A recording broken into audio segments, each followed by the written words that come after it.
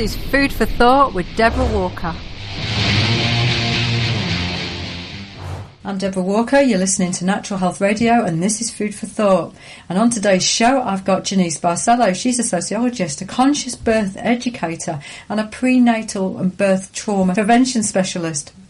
She is an international speaker, a TV and radio show host, and founder of the forthcoming Birth of a New Earth International School of Conscious Procreation. It's really lovely to have you on here today, Jeanice. Thank you, Deborah. It's good to be here. Thanks so much for the invitation. You're very welcome. I heard one of your shows and I just thought I have to speak to you. And your knowledge is so wide. At first I really wasn't sure about where to start, but let's start with, what is a conscious birth educator? Well, what I mean by that is that most people are taking a very unconscious approach to the creation of life and to giving birth. And so what we have happening on our planet right now is that people are conceiving their babies haphazardly as a side effect of their fleshy indulgence, for lack of a better way to say it. So babies are gestating in wombs where they're not wanted all too often. Most people are going into hospitals to give birth without giving any thought as to the ramifications of children being born in hospitals. And most children are being raised by parents that are very busy doing other things and that don't have a lot of time for their children. And so we have a lot of suffering on our planet as a result of what I just said. A conscious birth educator is somebody that's, it's me trying to help people break that cycle of unconscious creation of life, unconscious birth, right? Unconscious parenting, which is causing so much pain and suffering. It's absolutely fascinating that you're looking at bringing the consciousness back into that, when most people would think that they are entering into the whole birthing process very consciously. I laugh at that because if you enter the birth process consciously, before you walk into a hospital, you would study up on the kinds of interference that you might come across. For example, what are the implications of a baby being induced? Okay, what are the implications of getting an epidural? How does this affect the baby? How does this affect the mother-baby bond? If that bond is interfered with through separation of mother and child or through trauma, like the clamping of the cord, we can go into this very deep if you want, but if trauma happens in the hospital and mother and baby are not able to bond, what happens to the family? These are questions that we are not even paying any attention to. Women just walk into the hospital saying, oh, I don't want to feel any pain. I want my epidural. Not recognizing the damage that they're going to do to their child and to the bond with their child and to the level of trust that their child will have in their parents, especially their mother, and in the world in general. So what's happening to the psyches of our children because of hospital birth is extremely intense. And if you want to go to that place today, we can certainly do that. I can help people to see things from the perspective of the child and to see things that will happen for the child and for the family if they do choose to give birth in hospitals and if they do choose to let these technological interventions be part of the birth process. And effectively you're saying, from my perspective, that the medical establishment has almost created a violence in the birthing process, and it's no longer natural. It's definitely no longer natural. There's nothing natural about walking into an environment where, hospitals are places of disease. They're places of extreme toxicity and extreme trauma. And if we were in our right mind, we would realize that this is not a safe environment in which to bring a new life, onto this planet. It is extremely trauma-filled, toxin-filled, environment. So there's nothing gentle about a hospital environment, and there's nothing gentle about hospital birth. And, you know, I approach this conversation with caution because I'm not sure who your listeners are or how much you know about my work, or for people to understand who is behind the medical system. Okay? The Rockefeller Foundation, the Rockefeller family, is a family of Luciferian worshipers. Okay, these are satanic-based family lines that have an agenda. Their agenda, they want to control and dominate the world. Okay, they created the medical system, which is largely based on pharmaceutical drugs, vaccines, putting all sorts of neurotoxic poisons into our system in order to affect the way that our mind works, in order to affect the way that our nervous system functions, in order to affect our ability to decode reality, okay, and to function as fully conscious, self-aware, free will operating beings, which we are not because of everything that's been done to us. And it's been done to us and to our children. We've passed it on to our children by going into hospitals. Everything that they're doing, there's an agenda behind it. There's a reason that they're traumatizing us. And if people want to know more about that, just Google trauma-based mind control and take a look at what the Rockefellers have been involved with. Take a look at what our government has been up to. What is trauma-based mind control? And discover, why are they trying to control our minds? Why are they trying to control how we behave and what we do? What is their agenda? What is it that they're after? These are questions people need to be asking themselves. We're at a very critical time in human history. I mean, we're ready to go over the edge into oblivion if we do not wake up and start addressing the level of evil in our society and who's behind it. We have to deal with this. So it's a very hard topic, and I want to sort of brace your listeners for the level of intensity that they could hear during this conversation. But it could bring tremendous healing for people to become aware of the origins of their pain, to become aware of the origins of their patterns, to become aware of the difficulties that they're having in their families. What are the roots of these difficulties? This conversation could absolutely bring a tremendous amount of light to that, and therefore the healing process can begin. But it's not easy to hear this. So I just want to give people a heads up and apologize, for the level of difficulty in what I'm sharing. I know it's hard for people to do. Well, I think it's important that people understand, to be honest, the wider perspective that's going on here, because we can take the unconscious aspect of what birth has become, but it's part of a larger picture, effectively, of controlling and programming us and disassociating us, isn't it?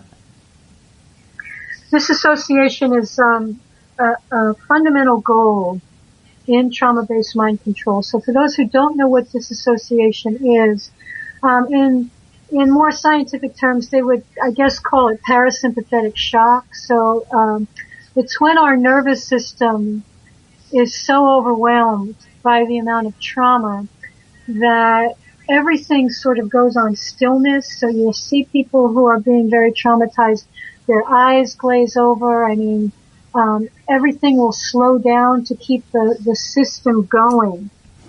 Babies who are being circumcised, for example, in the United States, circumcision is done 96% of the time without any anesthetic. And so you will hear an infant scream, making sounds like you've never heard before. The amount of extreme brutality and violence that's being inflicted on this infant is not able to be described in words, but you can feel it in the child's screams. And at some point the child will stop screaming and the baby's eyes will glaze over. It's as if the baby has left his body, which is exactly what has had to happen. Okay, for for this child to remain alive and intact, the system has to go into parasympathetic shock. Disassociation must happen. It leaves the body very open to other beings coming in.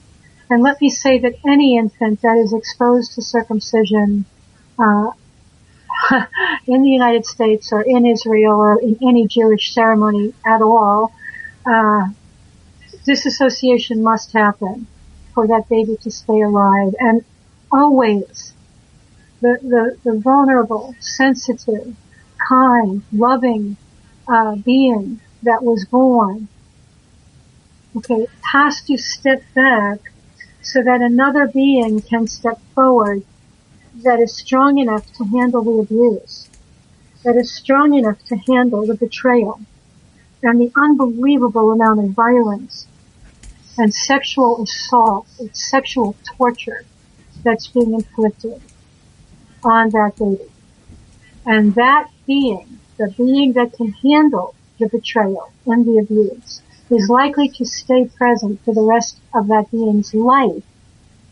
Okay, so that the part that was vulnerable and sensitive is going to have to take a back seat in order for that child to stay alive in this culture.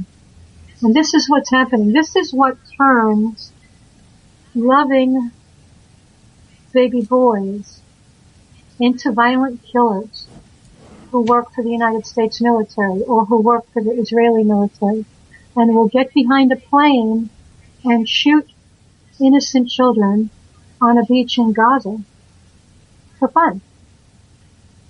Okay, these people are psychopaths. And they are not born psychopaths unless, of course, unless they're traumatized severely in the womb, and that does happen with trauma-based mind control. These people are mega doses of evil we're talking about. But most babies are born kind, loving,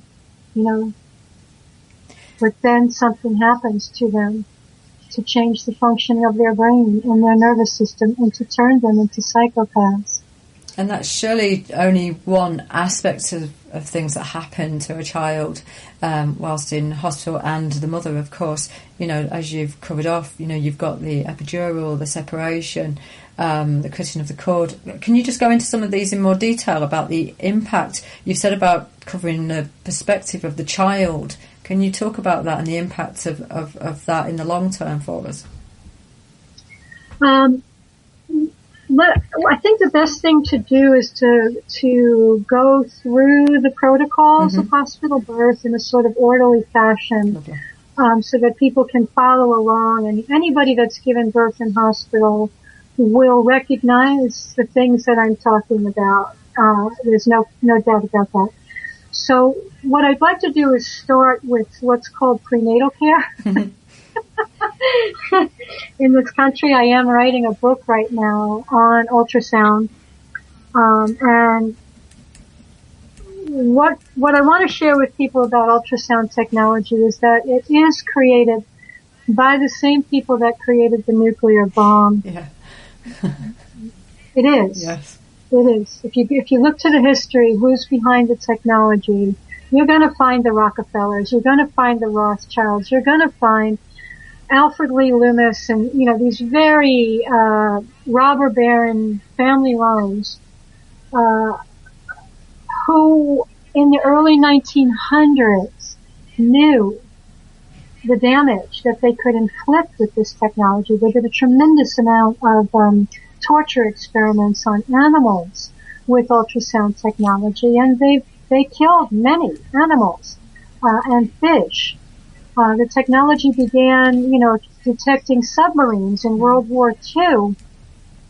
That's how it was first used. And it's lethal. When the Navy blasts their sonar into the ocean, whales and dolphins will beach themselves with brain hemorrhages. Okay? This is what's happening to unborn children in the womb they are aware that if they blast these sound frequencies off the water, babies are in a watery environment, which intensifies the sounds and intensifies the amount of damage that can be done to the nervous system and to the development of the brain, which is the agenda behind ultrasound. There's also a lot of information right now. They're using ultrasound as a form of contraception. So if you expose the male scrotum, adult male scrotum, to 2 15-minute blasts of ultrasound, that man will be infertile for up to 6 months, and for some of those men it will be permanent. Now, when you allow them to do ultrasound on your baby while the baby's in the womb, especially when they're looking for the sex of the baby, they're going to be focusing those frequencies at the genital area. Now, what do we suppose? If ultrasound can cause infertility in adult men, what do we suppose is happening to the developing ovaries or the developing testes of an unborn child? It's a really interesting point, isn't it? Because actually we're looking at a number of different things in regards to infertility and the rise of infertility, particularly in our environment, and no one's probably looking at this whole process prior to birth. Well, that's it, you see. That's why this book is so important. It's not an easy book to write. Like, it's not easy for me to be talking about this stuff. Or for people to hear it. But if we don't know, we are hurting our children, and we're hurting ourselves. Of course, we're hurting our whole genetic line if our genetics cannot be passed on, if our children become infertile. So, that's one of the things. Ultrasound is a massive, massive problem. And it's too much to talk about in a short radio show. It's taken up a whole book to talk about all of the problems. But I do want to stress it is causing intrauterine growth retardation. It is causing various forms of brain damage that will lead to things like a diagnosis of attention deficit disorder or autism. It is the beginning of the destruction of the formation of the neurological system and the proper development of the brain. Okay, they know what they're doing. They know how to interfere with us. And that's why ultrasounds have become so important in their, in the technological process of pregnancy and childbirth. Because they want to do this. Their agenda, for people who are not aware of the agenda is for depopulation. They want to keep the population of the planet at under 500 million. There are many billions of humans on the planet. So they want to kill us through vaccines, through chemtrails, through nuclear radiation, through the poisons in our food, genetically modified foods, through the pesticides, through the mercury in our dental fillings, through the fluoride in our drinking water. There are various methods that they are using to destroy us and our children. And the process of technological pregnancy and birth is one of those methods by which they can do extreme harm to us and our children. It's just one of the many parcels of arsenal, isn't it, really, that they have? I mean, they're pulling out all the stops right now. It's unbelievable how much under attack we are. And that's a whole other topic, to start talking about Fukushima and the nuclear radiation coming into the United States and the whole Western Hemisphere, Northern Hemisphere. Anyway, yeah, they're on it, and they know what they're doing, and so we have to know what they're doing in order to know how to protect ourselves. But depopulation is part of their agenda. They want to create infertility, and neurological damage. Vaccines is another primary weapon, and vaccines is, one of the things that's now being encouraged during prenatal care. So they're encouraging pregnant women to get a flu vaccine, knowing that if you let that happen, there's a 4,250% increased chance that your baby will die in the womb. And it will be labeled a miscarriage, but I'm telling you folks, it's a murder. It's murder through the flu vaccine. Let's just cover off some of the things that you mentioned around this birthing process and around the interference that women are getting and effectively the long-term damage that it's doing to our children. If you're going for prenatal care, one of the things you might find is toward the end of your pregnancy, sometime between 35 and 40 weeks, they might start saying something to you after your fifth, sixth sonogram. Your baby's head is too big, or you have low fluids, or your placenta is aging. They make up any one of a number of things to give you a reason why they have to induce you. Induction is basically forcing the baby to be born before the baby's ready to be born. In a natural birth, the baby signals the mother's body. It signals the mother, I'm ready to be born. And the mother's body will begin producing the neurochemicals of birth. And that's a very important thing for the baby to have dominion over, is to determine when it's ready to be born, when it feels complete with its gestation process. Let's call it a victory for babies that actually get to do that. That victory is stolen from at least 1/3, 1 out of 3 children born in the United States are being induced.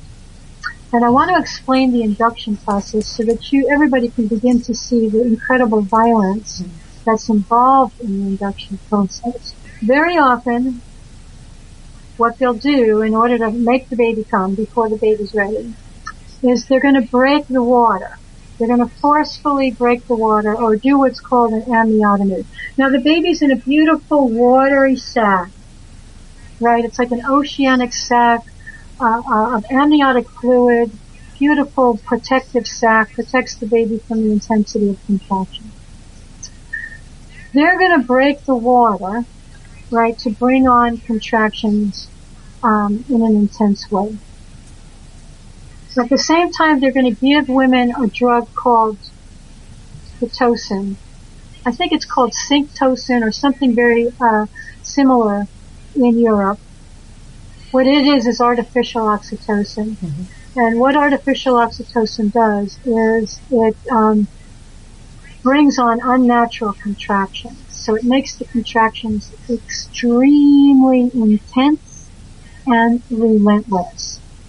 Now, I want to stress that in a natural birth, when a contraction, and some people call them expansions, the language that we use to describe the birth process is very significant in terms of the way that we perceive what's happening.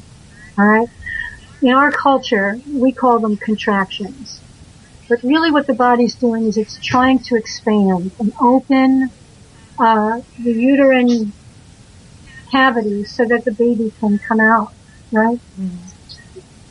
But with Pitocin, those contractions are going to come extremely fast and nonstop, unlike a natural birth where the contraction will build and it will peak for about 20 seconds and it will level off and then the body will rest. Another contraction will come a few minutes later. It will build. It will peak for about 20 seconds. It will level off and the body will rest. It's a beautiful natural cycle, which is not happening with Pitocin because those contractions are going to go on top of another, on top of another. No rest. No rest for the birthing mother. It's going to be extremely painful for the mother to be able to deal with the intensity of the contractions. And I want to stress that since the baby's water has been broken forcefully, they have intensified the amount of pain that baby is going to be experiencing during those contractions because that water is protected. It's like a a bunch of cotton, or it's even better than cotton. It's a beautiful protective watery sac that protects baby from the intensity of contractions. And it's gone. It's gone because they've taken it. And then they're going to do Pitocin to make the babies, experience intense pain. They're also, with an induction, going to do, most of the time, you're going to have an internal fetal heart monitor. Right? And the reason for the fetal heart monitor is because they know Pitocin causes fetal distress. Alright? So they're going to say they need a fetal heart monitor so that they can watch for when the baby goes into distress from the intensity of the Pitocin contractions. Alright? But to put an internal fetal heart monitor on the baby, what they do is they stick their hand, their fist, inside the body of a laboring mother and screw the fetal heart monitor into the baby's skull. They literally screw it into the soft spot. And I have pictures of this. For people that doubt what I'm saying, I've had nurses write to me and tell me I'm wrong. And I can always give them information where they can go to find out the truth of what they are participating in. Out of the mouths of doctors, pictures of adults that still have scars from the internal fetal heart monitor that was screwed into their skull. Many children that have this done to them will grow up and not want their heads touched. They have an extreme sensitivity to having their head touched because they experienced extreme trauma early in life, and they may not understand the origins of why they don't want their head touched. But this is likely it. I will also say that soft spot in the baby's head is a very important spiritual place. It is, number one, where pheromones are going to be being released from the baby's head, and pheromones are what will help the mother and father smell their baby and bond with their baby. Okay, so of course the pheromones are going to be interfered with when you've got something screwed into the baby's head like that. And also the baby should be receiving a download of information from the divine mind as it's making its way into this dimension, which will be severely interfered with because of the intense pain that it will be experiencing through the Pitocin contractions and through that internal fetal heart monitor. Now, I want you to imagine from the baby's perspective what's going to happen with that screw in its head every time a contraction occurs. Right? It's going to pull and tug at the baby's skull. So the primary, predominant sensation for the baby during the birth process is going to be pain. With the amniotomy, with the Pitocin, and with the internal fetal heart monitor. And it has had the dominion over its birth stolen. Okay, when people, the imprint that happens because of induction can end up causing this child to feel like there is something outside of itself that's controlling its life, that's controlling its destiny. It can feel that it has no control over its destiny because something else has stolen that control. Okay? And it can mistake this something for God. Of course, then we have religion to reinforce the belief system that God is a demonic evil son of a gun who wants to hurt us. This is just an astonishing assault on the body with long-term ramifications, and you've only gone into a small element of actually what happens. You haven't even touched on conception. You haven't touched on the disassociation that happens when we place our children into schools and things like this. You've only touched on what is actually two parts of a process of birth. So few people would associate the long-term behaviours and emotions and difficulties with the birth, or even one tiny element of birth, as you're saying. And you've talked about only what is a small part of a big process which can Yes. contribute to such long-term issues. It's lifelong. These are lifelong imprints that really impact our personality and the way that we relate to the world. You know, how we begin life affects the way that we live it. It affects the way that we perceive the world. If we're born into the world in a field of love, a welcoming field, a gentle field, a field where our parents are feeling joy, you know, at our arrival, you know, we have an inherent sense of the rightness of our lives, of the rightness of us being here, and of the goodness of the world and the possibility of love for us in this world. But most of us do not have this because there was not love. There may not have been love at our conception.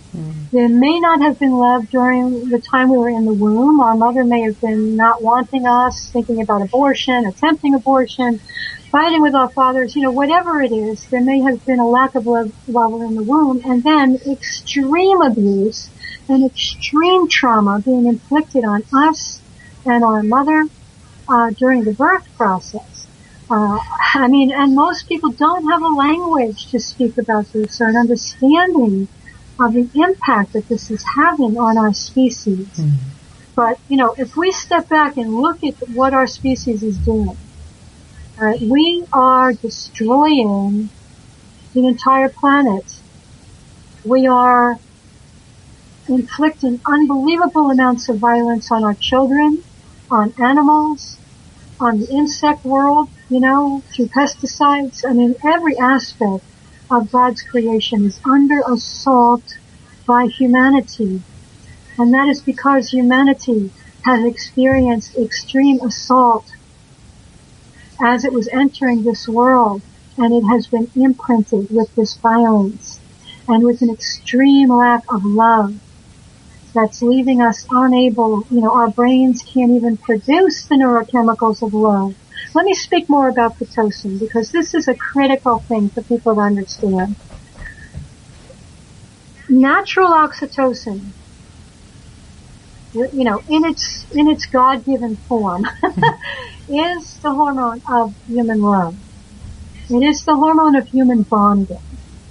It is the hormone that allows for the letdown of human breast milk so that a mother can feed her child.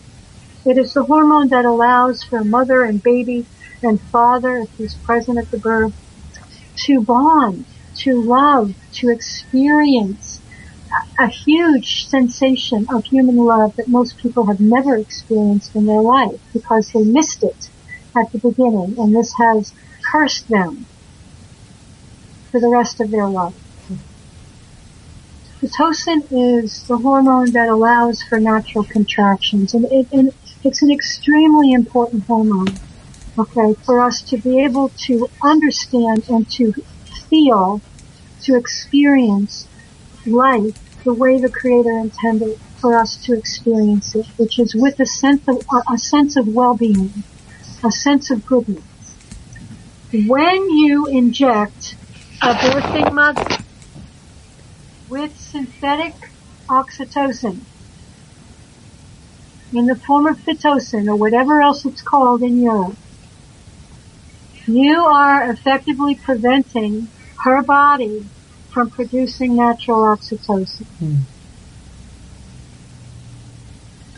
All right, it's going to trick the brain so that the brain will not be signaling the body, hey, you know, we need to produce oxytocin here, there's a birth happening.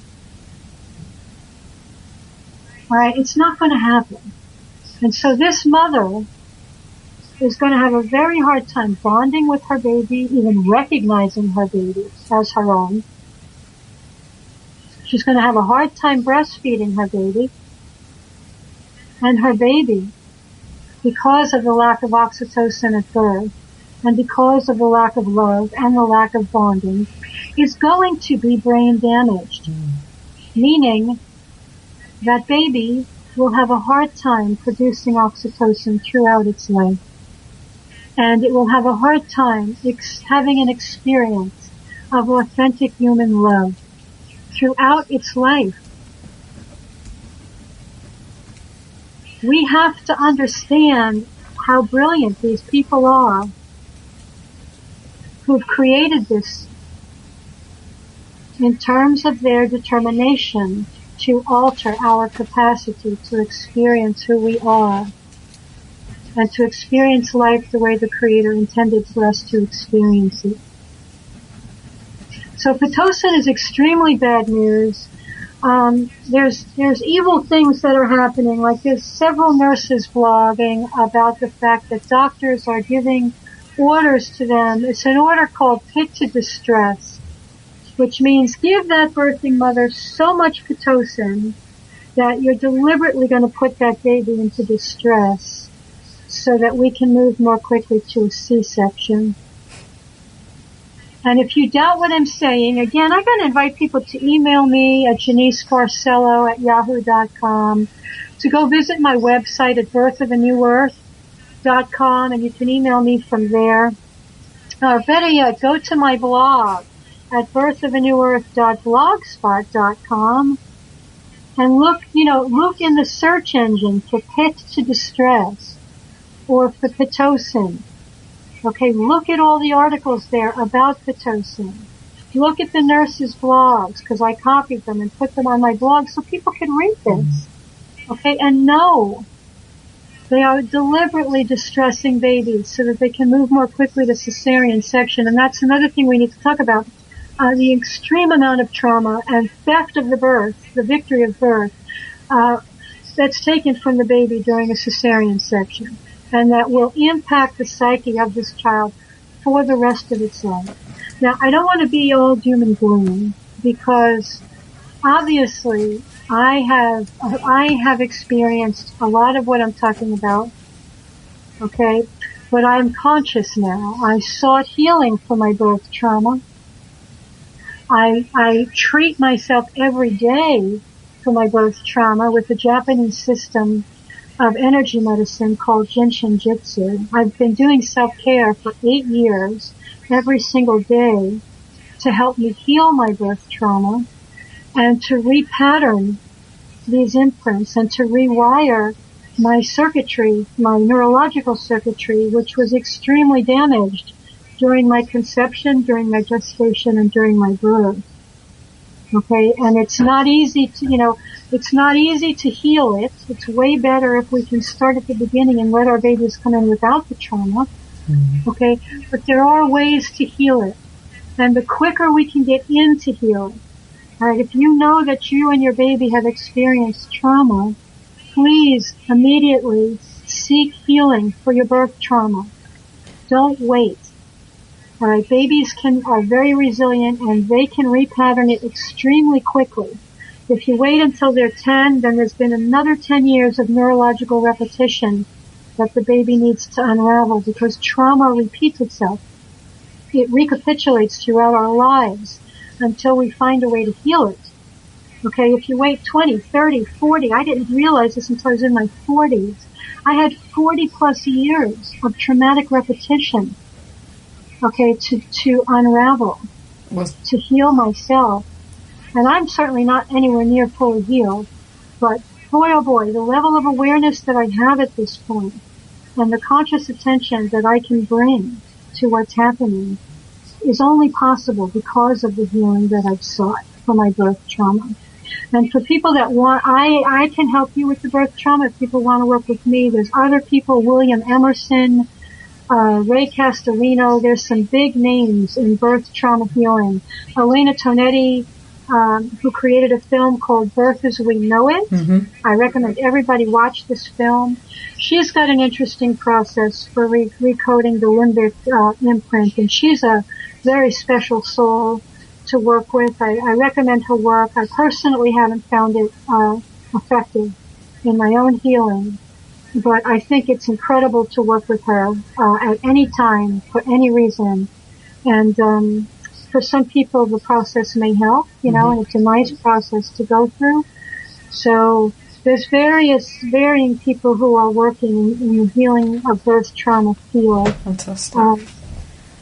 Yeah, did you want to say something about that? No, one of the reasons I asked you on was that not only do I find your work fascinating myself, but actually I actually have a number of clients who've experienced trauma and had traumatic births, or have been treated very traumatically in the hospital process, and so I wanted to have that conversation with you and open that out to allow people to understand that actually they're not on their own, and there is ways of actually resolving that. And as you've talked about, Jeanice, we've gone way over time, and it's because I've really enjoyed the interview with you, but it is time to become conscious about how we're truly living our lives, isn't it, and creation of life in particular.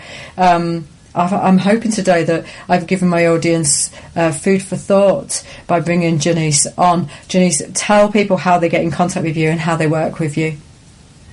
Please visit me at my website at birthofanewearth.com. You can email me from my website, or you can email me at Jeanice Barcelo at yahoo.com. JeaniceB as in boy, ARCELO.